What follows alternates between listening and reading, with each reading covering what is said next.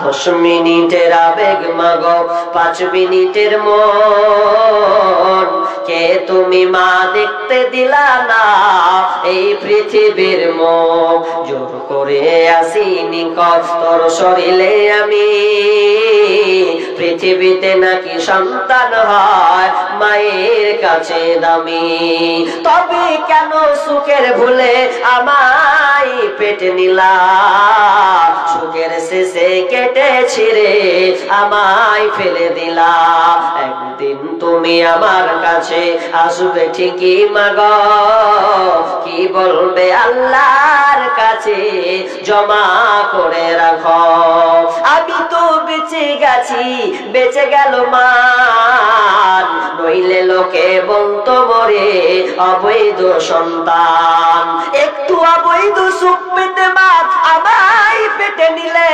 কলঙ্কের ভয়ে তুমি আমায় ছুঁড়ে ফেলে দিলে তোমার মাও করতো যদি তোমার মাও করতো যদি তোমার সাথে এমন বসতে মাগো সেদিন তুমি মৃত্যুর যন্ত্রণা কেমন ওরে মা ওরে বোন তোমাকে বলি শোনো খবরদার তুমি জেনার নিকট যেও না আল্লাহ বলছে ওয়ালা তাকরাবু জিনা লা তাকরাবু জিনা খবরদার তোমরা জেনার নিকটবর্তী হবে না কারণ জিনাটা এমন একটি খারাপ জায়গা কোন মানুষ যদি জীবন জেনায় একবার চলে যায় ধোকার লাইনে চলে যায় তাহলে বাঁচা তার কোনো পথ নাই অথচ আজকে দেখা যায় মুসলমানের ঘরে ঘরে ঘরে ঘরে ঘরে জেনার সাইলাম চলেছে আবার অনেকে বাপ মাকে ফাঁকি দিয়ে ছেলে মেয়ে প্রেম করে আবার কোর্ট ম্যারেজ করে চলে আসে এগুলা সব জেনা যতদিন বাপ না রাজি হচ্ছে মেয়ের বিয়েতে যতবার পোতা লাতি যতই হোক জীবনে হালাল হবে না হালাল কোর্ট ম্যারেজ করে আর ফোর্ট ম্যারেজ করেন উপায় নেই বাপ যদি রাজি না হয় আবার নতুন করে বিবাহ করাতে হবে মা বোন খবরদার জেনা থেকে বাঁচো মোবাইলে যত ছেলে ছবি আছে ডিলিট করে দাও ওরাকে তোমরা চিনো না বেড়ে ছেলেকে চিনো বেটা ছেলে তোমরাকে ভাবে সালপাত ভালো করে মনে রাখিও সালপাত বুঝেন জি সালপাত খেলে সালপাত ফেলে দেয় রাখবে মা বোনকে বলবো আপনারা কাঁচা থালার মতন হন সালপাত হয়েন না কাঁচা থালা মা বোনেরা কোনদিন ফেলে দেখেছেন ফেলে মানে এই একটু যদি উল্টা পাল্টা করতেন কবে যে কিনে খাওগা কিনে কাঁচা থালা মায়ের বাড়ি থেকে নিয়ে এসছি তো মাথা খারাপ এরকম বলবে আর সাল পাতে খেতে শিখেন দেখেন আমি আসছি শেষের দিকে আসছি চলেছি হ্যাঁ চলে এসছি শেষের দিকে তো কি বললাম যে আপনি এই জেনা থেকে বাঁচার চেষ্টা করুন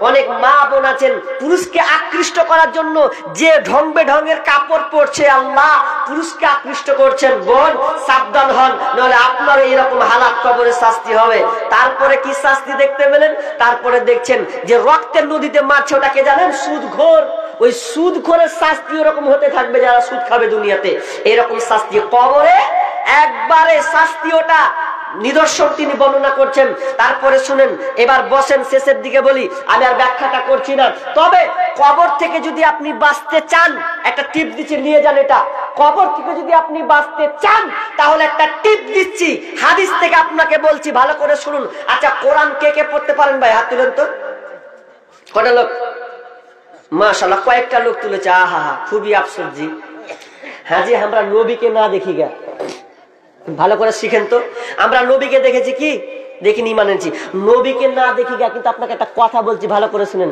নবী তো কোরআন তেলাওয়াত করেছেন 30 পারা মুখস্থ তিনি সর্বপ্রথম যদি কারি যদি আপনি হাফেজ বলেন তো নবী সাল্লাল্লাহু আলাইহি ওয়াসাল্লাম তাই তো প্রথম হাফেজ তো তিনি আমরা তিনাকে দেখিনি ভালো করে শুনেন মুরব্বী আপনাকে বলছি আপনি কোরআন পড়তে শিখেননি একটু আফসোস করেন না যে আমি না হয় পড়িনি নবীকে দেখিনি কিন্তু নবী তো কোরআন তেলাওয়াত করেছেন মুখ লড়াননি কি পড়েছেন বিসমিল্লাহির রহমানির রহিম আলিফ লাম মিম যালিকাল কিতাবু লা রাইবা ফিহি হুদাল লিল মুত্তাকিন তার মানে আপনি যখন এইভাবে পড়বেন, নবী তো এইভাবে পড়েছেন, ঠোঁটখানটা তো তার এইভাবে নড়াচড়া করেছে, আপনি যখন পড়বেন তো আপনার ওই রকম ঠোঁট নড়বে।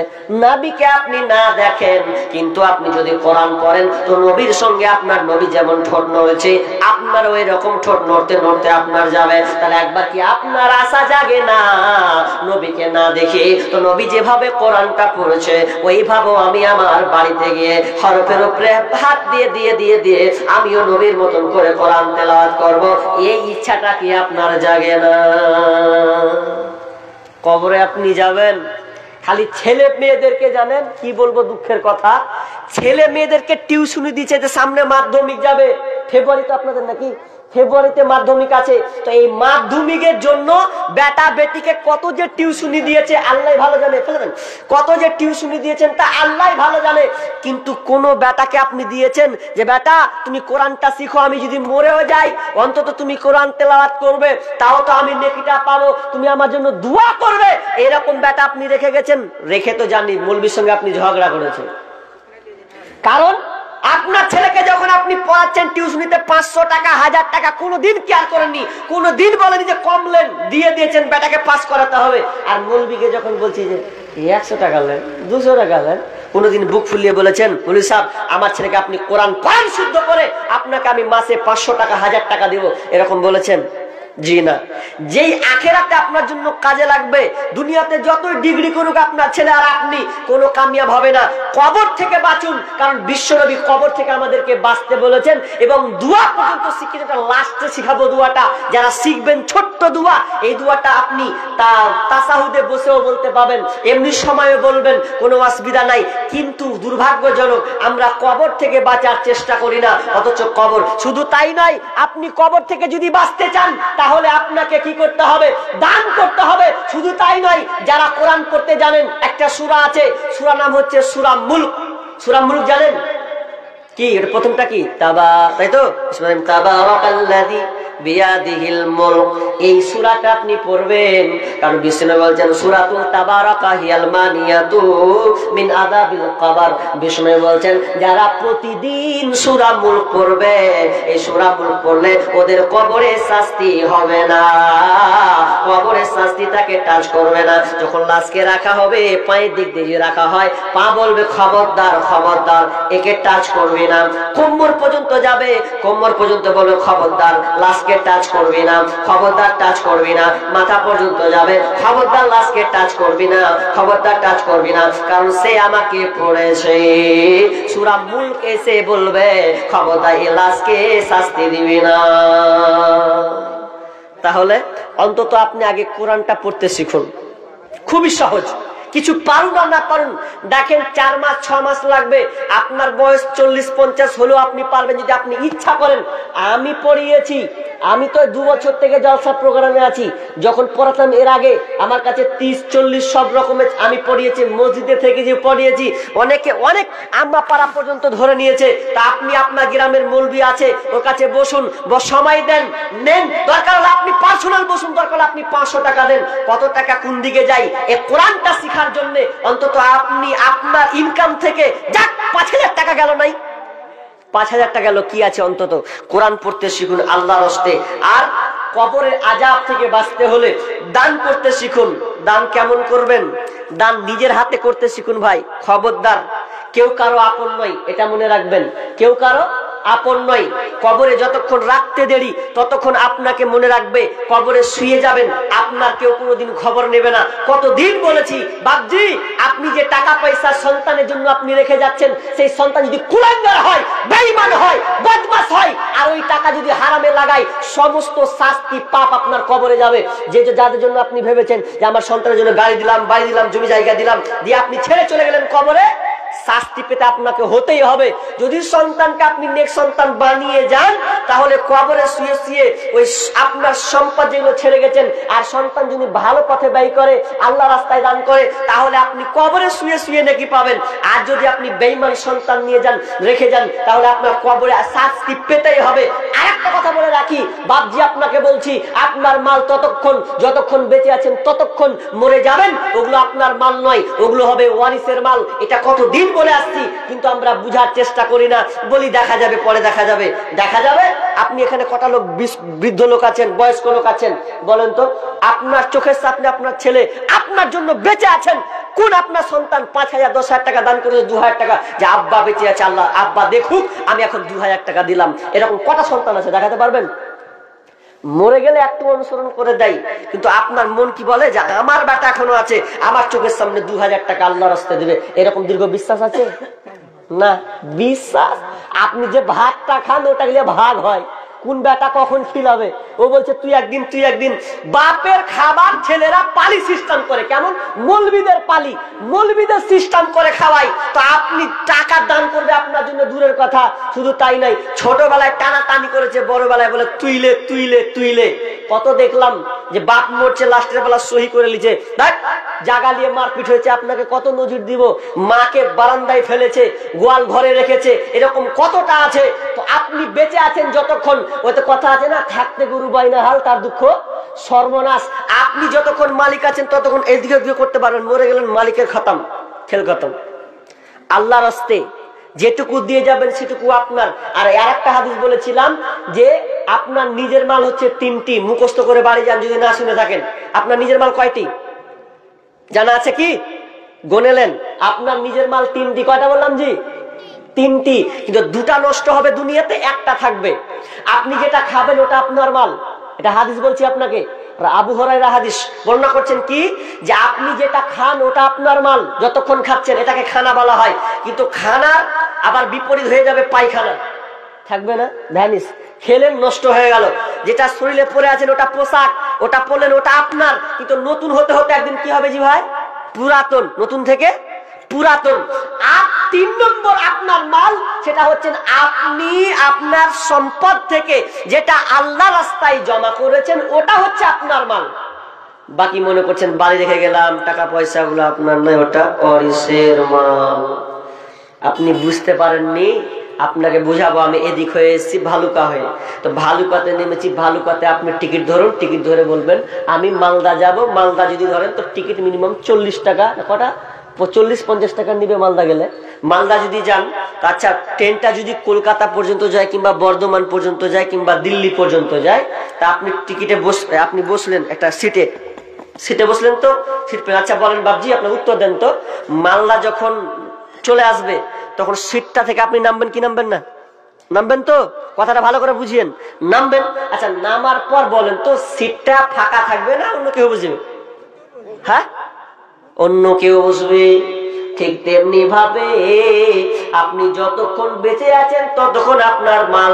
যখনই আপনি মরে যাবেন, বেটারা ভাইরা, বেটা না থাকলে আপনার ভাই আপনার বাপের দিকে চলে যাবে, ওটা আপনার সম্পদ মিলি বন্টন হবে, ভাগ হয়ে যাবে। তার মানে আপনাকে এটা বুঝতে হবে, এটা ওয়ারিসের মাল, এটা আমার মাল নয়। যতক্ষণ বেঁচে আছি ততক্ষণ আনন্দ ফুর্তি করে নিব, এটাই হবে আপনার মাল। কিন্তু আপনি যেদিন মরে যাবেন সেদিন আর আপনার কোনো মাল কাজে আসবে না। এই মাল ধন ছিল তোমারও দাদার, সে মরে গিয়ে হয়েছে তোমার বাবার। বাপের মালকে তুমি ওয়ারিস হইলে, কাল ছেলে ওয়ারিস হবে। তুমি মরে গেলে ধন ধন করিও না, ধন অপরজন মরিলে তোমার সাথে যাবে না ধন। ধন ধন অপরজন না রহে কাহার, অপরে তোমার মালে উড়াবে বাহার। আজ তুমি পড়িতে চড়ে সমকসম, কালকে পড়িতে হইবে মরণের কাফন। একা অন্ধকারে ছিলে মায়েরই কুদরে, একা ফের যেতে হবে ঘোর অন্ধকারে। সেকেন্ডার বাচ্চা মরিবার কালে এই ওসিয়ত করে বরিস সকলে, মরিলে আমার তরে শুনবার এবার, কাফনের সাথে হাত বেদনা আমার। সকলে মিলে ঝুলে খাটলিতে করে, 2 হাত ঝুলাইয়া লইয়া যাইও মরে। এই হাল দেখে মোর যত মাখলুকাত আফসোস করিবে আর কইবে এবার। সেকেন্ডার বাচ্চা এমনই এক ছিল, সকলে থাকিল আর খালি হাতে গেল। তার মানে আপনি মরে গেলেন, আপনার ধন আর কিন্তু ধন নয়। এই জন্য আমি অনেক জায়গায় বলেছি, ধন সম্পদকে আপনি কাজে লাগান, সন্তানকে আপনি কাজে লাগান, তবে আপনার ধন সম্পদ আপনার কাজে লাগবে। কিন্তু হতভাগা মুসলমান অনেক বাপজিকে বলে পারলাম না। একজন বাংলাদেশের ডাক্তারকে প্রশ্ন করা হয়েছে, ডাক্তার মশাই আপনাকে কোনোদিন 4 চাক্কায় নিজে কিনতে দেখলাম না, অথচ আপনার দিনে লাখ লাখ টাকা ইনকাম, দিনে আপনার 1 লাখ টাকার উপরে ইনকাম, এরপর আপনি 4 চাক্কা নিয়ে আসেন না। পাশে আপনি নার্সিং হোম খুলেছেন, সাংবাদিক প্রশ্ন করছে আপনি নার্সিং হোম খুলেছেন, আপনি তো 4 চাক্কা নিতে পারছেন। তখন ডাক্তার বলেন আমার 4 চাকার প্রয়োজন মনে হয় না, আমি বাড়ির পাশ থেকে চলে আসে, এখানে আমার ডিউটি করে, আমার আমার দরকার নাই, আমি নিতে পারি। তখন ডাক্তার বলছে শোনো, আমি যে এই টাকা পয়সা গুলো দেখছো এটা আমার নয়। যে কার? আপনি কেমন কথা বলছেন? আপনার না, এটা আমার নয়। আমার যত ধন সম্পদ এটা হচ্ছে আল্লাহর। আল্লাহ আমাকে ব্যবহার করতে দিয়েছে, আমার যতটুকু দরকার আমি ততটুকু নিয়ে নিয়েছি, বাকি আমার যত ধন সম্পদ আছে এগুলো আমি পৃথিবীর কাউকে দিই না, আমি সব আল্লাহ যে খাত ব্যয়গুলো আছে সব আমি আল্লাহ রাস্তায় জমা করে দিই, কারণ আমার এটা আমার নয়। বলতে বলতে তিনি একটা উদাহরণ দিলেন, ধরে নাও আমার এই নার্সিং হোমে দেখছেন অনেক লোক আছে, কর্মচারী আছে, নার্সিং হোমে ওষুধ দেয়, এরা আমার প্রতিদিন লাখ লাখ টাকা লাড়ে, টাকা কিন্তু লাড়ে, কিন্তু লাড়ার সময় দেখবে ওরা টাকা লাড়ে ঠিকই বাক্সে ভরে দেয়, কেউ বাড়ি নিয়ে যায় না, লাড়া কামড়ালে কাস্টমারকে দিলে আবার ঢুকালে এরকম করে। ঠিক তেমনি ভাবে আল্লাহ আমাকে ওইভাবে সম্পদ দিয়েছে, আল্লাহ আমাকে লাড়তে দিয়েছে, যতটুকু দরকার অতটুকু নেই, বাকি আমি আল্লাহ রাস্তায় জমা করে দিই। ও ডাক্তার বুঝলো যে এটা আমার মাল না, বাকিতে আল্লাহর মাল। আসলে আমাদের মাল এগুলো নয়, আল্লাহ আমাদেরকে ব্যবহার করতে দিয়েছে, যতটুকু দরকার ব্যবহার করে নাও, বাকি তোমাকে ছেড়ে যেতে হবে। বন্ধু শেষে একটি কথা বলি, টাচ একটি কথা ভালো করে শুনেন, যখন আপনি মরে যাবেন, লাশ হয়ে যাবেন, দেখেন না আপনারা, আজকে আমি যখন আসছিলাম আপনাদের গ্রামের কে মারা গিয়েছে, ডাক্তার ইব্রাহিম শেখ, দেখেন তো মারা গেল, আপনারা সবাই রেখে চলে এসেছেন, আচ্ছা কেউ কি তার খবর নেবে? আর কেউ খবর নেবে না। মানুষ যখন মরে, নিজেকে আপনি ভাবুন, আপনি নিজেকে ভাবুন যে আমার কি অবস্থা হবে। ডাক্তার সামনে গেছে কবরে, তো বাড়ি থেকে একবার শুনতো, একটু ঘুমানতো, তো ঘুমিয়ে হাজি আর এক জায়গায় কথা বলছি যে হাজি ভাই কবর থেকে ভয় লাগে না? ভয় যদি না লাগে তো একদিন মসজিদে যেও, মসজিদে যে খাটটা আছে না, ওই খাটটাতে একবার রাতে ঘুমিয়ে দেখিয়ে তো কেমন লাগে, ট্রাই করে দেখিয়ে তো একবার।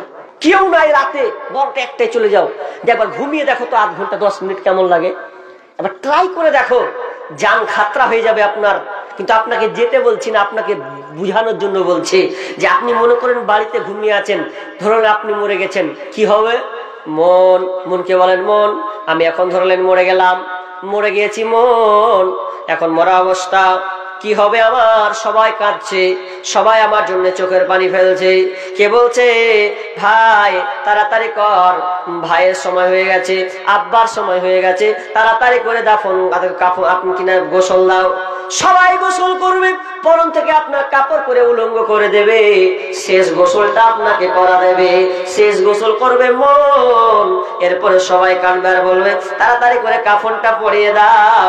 মন সবাই আমাকে কাপড় পরালো, কাপড় পরা পর আমি দেখছি আর আমার সঙ্গে কোনো কাপড় যুক্ত নাই, সাদা কাটা কাপড় আছে। এবার সবাই বলছে তাড়াতাড়ি করে লাশকে নিয়ে চল। আপনি বলছেন মন যাকে ছাড়া আমি চলতে পারতাম না সেই বিবি পর্যন্ত আমাকে ছেড়ে দিচ্ছে, যাকে ছাড়া গ্রামে চলতে পারতাম না তারা পর্যন্ত বলছে লাশটাকে নিয়ে চল, আর রাখা যাবে না। সবাইকে দেখছি আমার খাটলিয়া ধরেছে, আমার বন্ধু ধরেছে, আমার ভাই ধরেছে, আমার কাকা ধরেছে, সবাই মিলে নিয়ে যাচ্ছে। আমি এমন একটা মানুষ, অন্ধকার দেখলে আমার ভয় হয়, অথচ কবরটা দেখবেন কত অন্ধকার। যখন লাশকে রেখে দেওয়া হয় আস্তে আস্তে করে না হয়, বাপ নামে কিংবা বেটা নামে কিংবা বন্ধু নামে, শেষবারের নাম নামে নেমে নেয় আর কিন্তু নামে না উঠে যায়, দিয়ে আস্তে আস্তে করে একটা করে বাঁশ দেয়। ওরে মন বাঁশ দিচ্ছে, আমার উপরে যেন বাঁশ ফেলা হচ্ছে, আমি আর যেন আস্তে আস্তে অন্ধকার নেমে আসে। সবাই চাটাই মেরে দিল, অন্ধকার আর যেন ফুটে ফুটে আলো পাচ্ছে। মাটি যখন চাপাচ্ছে মন মনে হয় আমি আর কিছু দেখতে পাই না, অন্ধকার পুরো হয়ে গেছে। আরে আমি কেমন করে এখানে একা একা ঘুমাবো, কেমন করে আমি একা একা থাকবো, এটা তো অসম্ভব। কিন্তু কেউ আপনাকে সাড়া দেবে না, কেউ আপনার কথা শুনতে পাবে না। আপনি ঠিক চিৎকার করবেন, একবার বলেন মন মরে গেলে আমার হালাতটা কি হবে, কেমন করে আমি থাকবো। অতএব এই জিনিসটা যদি আপনি ভাবেন, অন্তত যদি না ভাবেন, কবরস্থান গিয়ে যান, একটু দাঁড়ান, কি হালাত হবে। যান একটু ইমিরালানির জন্য যান, দিয়ে দেখেন কবরে আমার আব্বা আছে, ভাই আছে, বন্ধু আছে, প্রতিবেশী আছে, আমাকে ওখানে যেতে হবে, কেমন করে ওখানে আমি থাকবো। এই অন্তটা দিলেটা নেন, দেখেন আপনার মধ্যে পরিবর্তন আসবে, আপনার মনে চেঞ্জ আসবে। আর তখনই আপনি ভাবতে পারবেন এই দুনিয়াটা ক্ষণস্থায়ী, চিরস্থায়ী নয়। আপন আপন বলিস কারে, কেউ তো আপন হয় না, স্বার্থ ছাড়া এই ভুবনে। কত আছে? ওই 10:30। 10:30 মেয়েদের নাকি এটি? আচ্ছা, এটি মেয়েদের 19:30 আছে, 19:30 আছে তাহলে। যাক, আর এটি আমাকে আগে দান করা হয়েছে ভাই, ইনশাআল্লাহ। দেখেন আর বসিয়ে না, 15 মিনিট আপনাদেরকে হাত জোর করছি, দরকার হলে পায়ে পড়ে যাব তাও ভালো, কিন্তু 15 মিনিট উঠেন না আল্লাহর রাস্তায়। যা গেছেন গিয়েছেন, কিন্তু 15 মিনিট আপনাকে আমি বিরক্ত করতে চাচ্ছি, এটা যেহেতু এটা মসজিদের জালসা। আপনি বলবেন আমার কাছে নেই তো নেই, কিন্তু সাহাবীদের বৈশিষ্ট্য রেখে যান। সাহাবীরা যদি না দিতে পেরেছেন তো বসে বসে বলেন আল্লাহ আমার নাই তো ওয়ার আছে, ওকে আল্লাহ তুমি দেওয়ার তৌফিক দাও। তার সাথে আপনি আমিন বলবেন, ঠিক কিনা? আমিন বলবেন, নেই তো নেই, কিন্তু বসুন, সহযোগিতা করুন, এটা আপনার সহযোগিতা, এটা আপনার দোয়া। অতএব উঠবেন না। আমি 15 মিনিট নিব, এই 15 মিনিটের মধ্যে কেউ উঠাউঠি করবেন না। বলেন কে আছেন আব্বার জন্য, মায়ের জন্য 5000 দিনেওয়ালা একজন আল্লাহর রাস্তে আছেন? কোন ভাই আছেন, কোন মা আছেন? বোন, আপনি কোন দিকে আছেন? যেদিকে থাক, ডান দিকে আর পেছন দিকে যেখানে থাক, বলেন আপনার স্বামীর জন্য আপনি দিবেন না? আপনার জন্য আজকে সুযোগ হয়েছে, আল্লাহর রাস্তায় বলেন 5000 একটা লোক নাই, বলেন আব্বার জন্য। আমি আগেই বলেছি বাপ, যে দান করাটা অত সহজ নয়, যে বাপ বেঁচে আছে, বাপ চোখের সামনে দিব 2-4 হাজার টাকা, এটা খুবই কম। মাশাআল্লাহ। সাইফুদ্দিন মেম্বার। কি নাম? সাইফুদ্দিন মেম্বার। সাইফুদ্দিন মেম্বার। কাকা হলো, কাকিটা মারা গেছে। ওনার আপনার কাকি, আর ওই মেম্বারটা আপনার কাকা, তাই তো? তিনি মেম্বার আছে না গেছে? ওই উনি বর্তমানে ও ছিলেন এককালীন নাকি? আচ্ছা, তো অবস্থা কেমন কি? 2000 টাকা দিছে। হ্যাঁ, তো কাকা তালা আমারও কাকা হোক নাকি? কাকাজি 2000 টাকা হচ্ছে, আর কিছু পাবো না? হ্যাঁ, আমি এলান করবো যে 5000 টাকা একটা লিবো, একটা কলম, আর আমি শেষ বক্তা, যেটা 5000 না পাই তো কেমন লাগবে না জি? তো চাচা হবে না আর 3000 টাকা যোগ করে? হ্যাঁ, নেই, 6 মাস পরেও হবে না? বাকি করে দেন, বাকি করে দেন, আপনি দেন শেষ। দেখেন এটাই আপনার শেষ মনে করলেন, আমিও শেষ তো আপনিও শেষ, তো করে দিব। মাশাআল্লাহ, লিল্লাহি তাকবীর, আল্লাহু আকবার। চাচা যান, তিনি 2000 টাকা নগদ, 3000 টাকা যখন পারবেন তিনি এই মসজিদে। কি নাম? ডাক্তার রবিউল। 500 টাকা। ডাক্তার মানুষ 500 টাকা জি। কই রবিউল কোনটা? আপনার মায়ের জন্য 1000 টাকা। কিসের মাস্টার জি? 1000 টাকা দিলে হবে মাস্টার মশাই? আল্লাহর রাস্তে দেখেন, মাস্টারের লেগে সামনে গাজা করবো, ডাক্তারের লেগে বানাচ্ছি, তো মাস্টারের লেগেও বানাবো, যা হবে। ডাক্তাররা যখন মান সম্মান তুলে না, যেখানে 500 টাকা ভাদু 500 টাকা, আর রবিউল 500 টাকা। তো একটা মাস ডাক্তারটা কই? 500 টাকা দিলে ওটা কই? পালিয়ে গেলে হবে। দেখেন ওকে কি দেখেন, আজ গোপন ফাঁস করবো, আর কাছে আমি ডাক্তারের লাইজ গোপন ফাঁস করবো, গাজালের মাধ্যমে গোপন ফাঁস করবো, যা হয় হবে। বাড়ি যাবো না তো যাবো না, জায়গা শুন। হ্যাঁ বলেন। নাজির নাম্বার প্রথমে 1000 দিয়েছিল। আচ্ছা, কি নাম? নাজির নাম্বার। নাজিম মেম্বার। 2000 টাকা এখন দিলে 1000 বাপ মা। ও মানে আগে 1000 এখন 1000। আল্লাহুম্মা সাল্লি আলা মুহাম্মাদ। কি বলেন? আর তৈদুল হক 2000 টাকা। 2000 টাকা পার্টি থাকলে কোহেনজি ছাড়িয়েন না। এটা কি? কি নাম? মুজিবুর। ভালো করে কহেন না জি, মুখে নিয়ে কি আল্লাহু আকবার। মুজিবুর রেট কত? 500 টাকা। আল্লাহুম্মা সাল্লি আলাইহি, আল্লাহুম্মা বারিক আলা হায়াকালা ওয়ালাকাল্লাহ। রব্বুল আলামিন অনেক দান, ক্ষুদ্র ক্ষুদ্র দান স্বামীর জন্য, স্ত্রীর জন্য আছে, আব্বা মায়ের জন্য দান করেছেন মাবুদ রে, বিবির জন্য দান করেছে মাবুদ। আল্লাহ তুমি দানকে আল্লাহ তুমি কবুল করে নাও। মালিক তাআলা কবরে কবরস্থ আপনার ধরা খেয়ে আছে, তোমার কাছে পাড়ি দিয়েছে। মাবুদ রে, ইহ জগৎ তারা পরজগতে পাড়ি দিয়েছে। পরজগৎ ভয়ঙ্কর জায়গা, কবর খুব ভয়ঙ্কর জায়গা।